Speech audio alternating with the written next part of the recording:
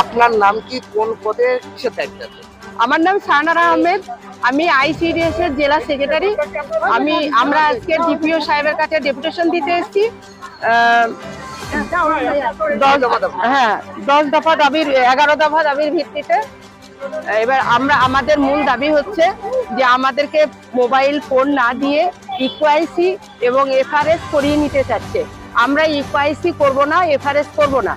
আমাদের এখানে জোর করে সিডিপিও সুপারভাইজাররা জোর করে আমাদের বলছে যে ইকোআইসি করতেই হবে এবং এফআরএস করতে হবে। সেটা আমরা সবাই বলছি না অবিলম্বে বাতিল করতে হবে। আমরা জেলায় ডাইরেক্টর ম্যাডামের কাছে, মন্ত্রী সচিবাজার কাছেও গিয়েছিলাম।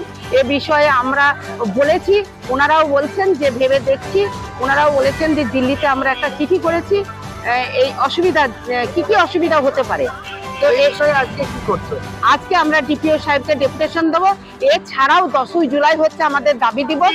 এই দাবি দিবসে আমরা 26,000 টাকা বেতন দিতে হবে, আমাদের পেনশন চালু করতে হবে, আমাদের গ্র্যাচুইটি, সুপ্রিম কোর্ট রায় দিয়েছে গ্র্যাচুইটি প্রদান করতে হবে, আমাদের সেই গ্র্যাচুইটি প্রদান করতে হবে। এটা আমাদের দাবি। আমাদের অবিলম্বে জ্বালানি বিল বাড়াতে হবে। ডিমের বাজার দর অনুযায়ী আপনারা জানেন আমাদের 6.5 টাকা ডিমের দাম দেয়, কিন্তু ডিমের দাম হচ্ছে এখন 1400 টাকা, 7.5 টাকা পিস। কিন্তু আমরা বলছি বাজার দর অনুযায়ী আমাদের ডিম সবজির দাম দিতে হবে। আবার বাচ্চাদের দীর্ঘদিন ধরে শিশু খাদ্যের যে বরাদ্দ, সেই বরাদ্দ বাড়ানো হয়নি।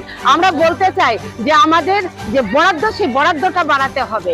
কোন দলের থেকে, মানে কোন দল এটা? মানে আমরা সিটু থেকে এসেছি, সিআইটু সংগঠন থেকে এসেছি।